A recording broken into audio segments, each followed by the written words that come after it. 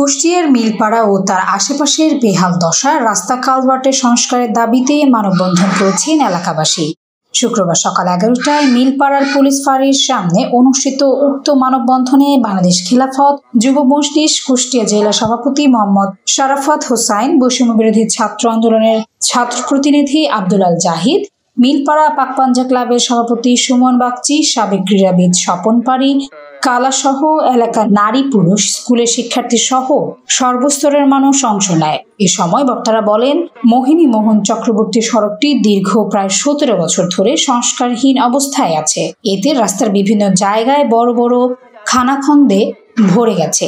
এছাড়াও ওই সড়কেই 10টির অধিক সংস্কারবিহীন কালভার্ট রয়েছে, যার কারণে সামান্য বৃষ্টি হলেই রাস্তাটি তীব্র জলাবদ্ধতার সৃষ্টি হয়।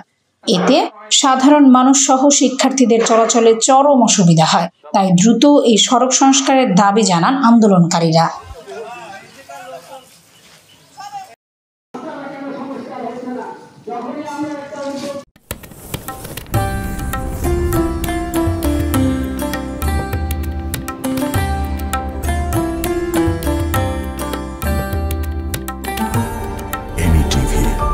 স্বাধীন বাংলার স্বাধীন কণ্ঠ।